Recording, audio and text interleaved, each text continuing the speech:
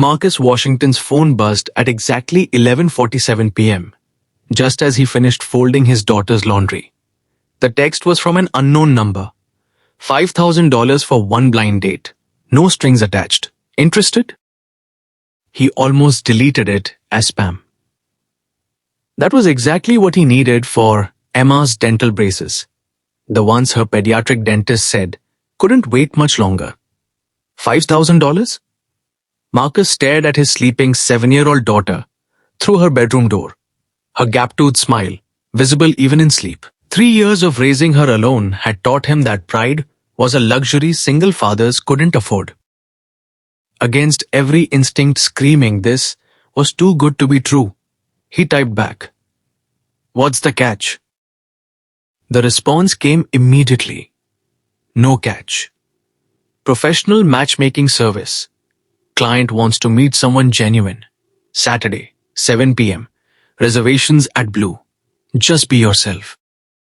Blue was the restaurant where Marcus worked as the head of facilities management.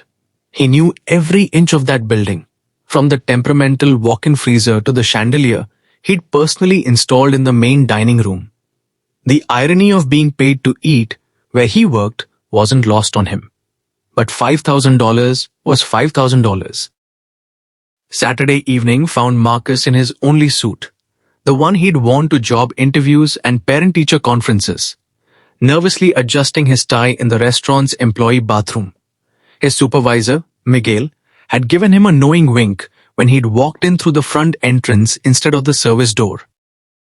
"Table for Washington," he told the hostess, his voice steadier than he felt. She led him to the corner booth, the best table in the house, the one usually reserved for visiting dignitaries and celebrities. And there, already seated, was Victoria Chen. Marcus's heart stopped. Victoria Chen, his CEO.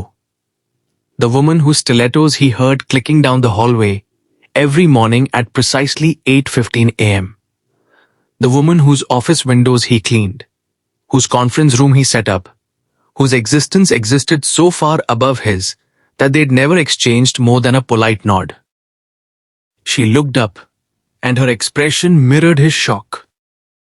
"Marcus." Her voice was barely a whisper. He should leave. This was clearly a mistake.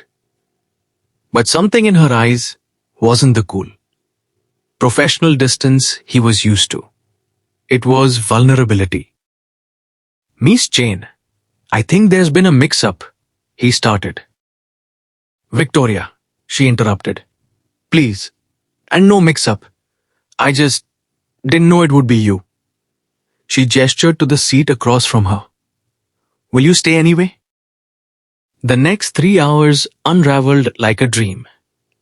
Victoria explained how she'd hired a service to find someone who didn't know her, didn't want anything from her, except honest conversation. She was tired of men who saw her title, her wealth, her power. She wanted someone real. "I see you every day," she admitted over dessert, her polished exterior cracking. "You're the only person in that building who looks at me like I'm just another human being. Do you know you hum when you work? Classic Motown. Last Tuesday, you were doing Ain't No Mountain High Enough while fixing the elevator." Marcus laughed, genuinely laughed, for the first time in months. "You notice that?" "I notice everything about you, Marcus. How you keep a photo of your daughter on your cleaning cart. How you always make sure the women's bathroom has extra supplies. How you stayed late 3 Fridays ago to clean up after that disastrous product launch party, even though it wasn't your shift, because you knew the morning crew would be overwhelmed." They talked about Emma, about Victoria's loneliness at the top, about dreams deferred and responsibilities shouldered. Marcus shared how his ex-wife had left when Emma was 4, unable to handle motherhood. Victoria confessed that her own mother had pushed her toward success at the cost of everything else. And now, at 38, she had a corner office, but ate dinner alone every night. When the check came, Victoria insisted on paying, but Marcus shook his head. "This was my job tonight, remember? I got paid for this. About that, Victoria said softly. I need to be honest. When the service sent me your profile, anonymous as it was, something made me choose you. Then I saw your employee file by accident. Marcus Washington, Facilities Management, and I knew. You knew it was me? I suspected. I hoped. She reached across the table, her hand trembling slightly. I know this complicates everything. Our positions at work, the power dynamic, what people will think. But I've never felt this comfortable with anyone. Would you consider seeing me again? No payment. No service. Just us. Marcus thought about Emma, about the example he wanted to set for his daughter. Not just about accepting love, but about being brave enough to reach for it. I'd like that, he said. But I have conditions. We take this slow. We keep work professional. And you meet Emma only if this becomes real. Victoria smiled, and it transformed her entire face. Deal. 6 months later, Marcus still cleaned offices and fixed elevators. Victoria still ran the company.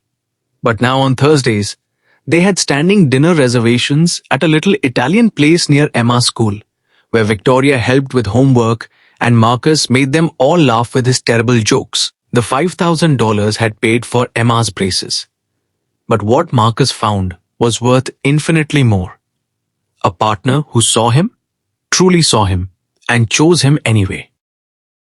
Because sometimes the greatest love stories start not with fairy tale circumstances, but with two people brave enough to show up authentically, regardless of where they come from or what others might think. And that's worth more than any amount of money.